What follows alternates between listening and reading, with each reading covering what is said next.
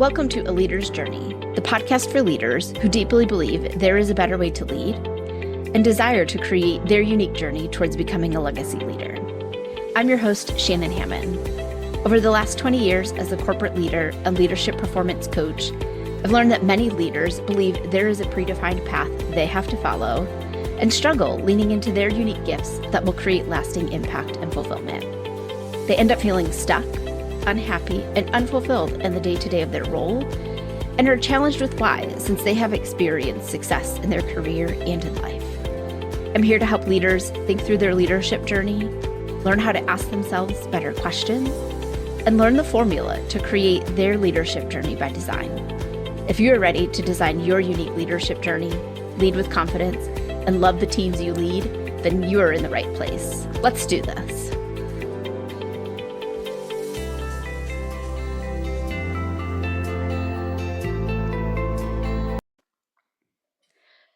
Hello, my friends and fellow leaders. I'm glad to have you back here with me this week on the podcast. And if this is your first time tuning in, welcome. I'm very happy that you are here. I know that your time is valuable, and I'm grateful that you have chosen to spend some of it here with me. This week on the podcast, I want to talk about the concept that I am calling embracing the and. All too often, we are focused on the either-or scenarios that come up. We are led to believe that it has to be one thing or the other. It has to be right or wrong, black or white, positive or negative. Life and leadership doesn't have to be about sacrificing one thing or for another.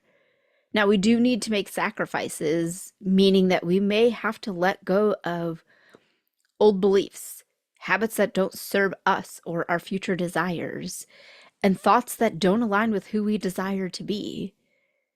That could be no longer watching TV all night or all weekend, no longer allowing limiting beliefs to hold us back.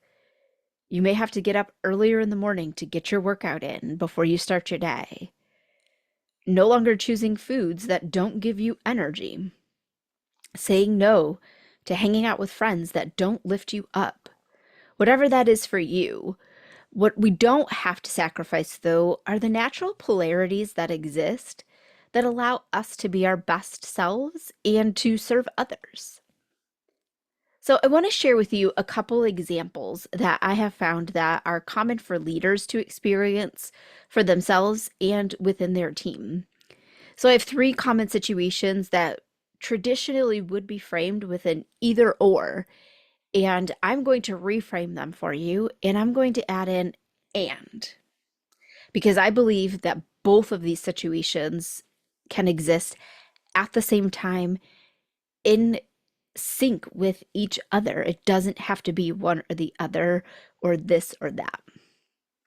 All right, so our first situation is you can be a high performer and be looking for your next role. Now, I've heard it said many times, and it's been said to me several times throughout my career, that exploring new opportunities within the organization, it can't take away from my current responsibilities. And I wholeheartedly agree with this. You do need to meet expectations in your current role and follow through on your commitments in order to get promoted. You also have to be growing and developing your skills, your knowledge, and yourself as an individual. Just because you're looking for your next opportunity doesn't mean that you can't be a high performer in your role or that it's going to take away from what it is that you do day in and day out. Every time I was promoted, I was a high performer, and I had some of the best feedback and highest ratings on my reviews that year or the prior year. After all, when someone gets promoted, one of the key factors in that promotion was them being a high performer.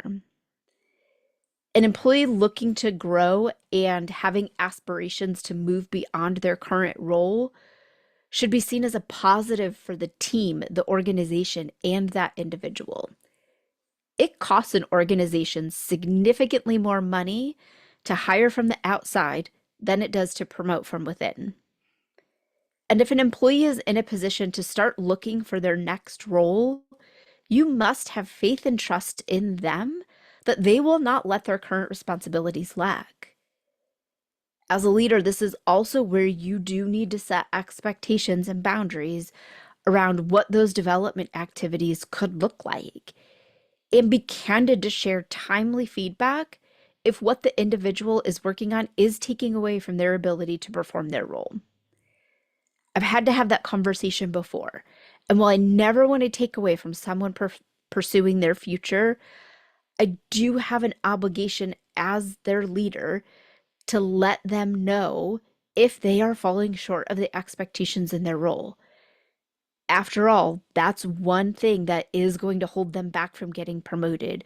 So not only are they not meeting expectations, but they're not acting in alignment with what it is that they are trying to work on. It's all about giving feedback and having that open and honest conversation. Now, as an employee, it's also important that you have the conversation with your leader about what you desire to work on. What's your plan for how and when you are going to commit to the activities that you need to be building? And do your part to still perform in your role.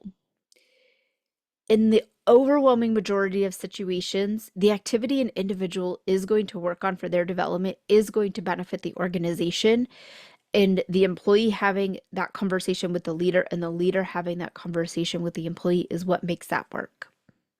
Now, maybe not right there in that moment is when it is going to pay off, but it is an investment in the future of the individual and the organization.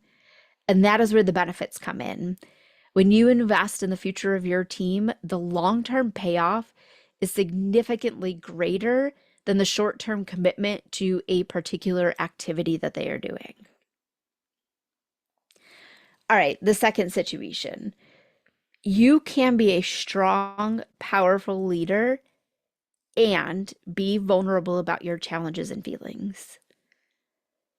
Strong leaders all have the trait of transparency, and transparency includes vulnerability. When leaders are honest with their team about their challenges, their team has a greater level of respect for them. And by the way, you can't hide your challenges from your team. They see them and probably see them more clearly than you do because they are looking from the outside in at you. So lean into being vulnerable. Gather feedback from your team about your performance and what they believe that you need to be doing better. You'll get excellent feedback that you can then build off of and show up as a stronger leader for them.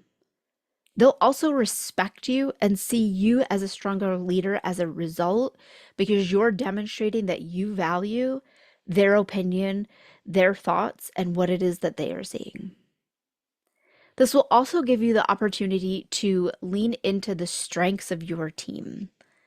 Allow them to use their skills to advance the mission of the team, to lead a project, or serve your client in a new way. Your team member will be doing work that they enjoy, you won't be doing work that you struggle with, and everybody wins in that scenario. It also paves the way for your team to see that it's okay for them to be vulnerable about their challenges and how they will be supported in working through them and how they can leverage others to balance out where they are challenged.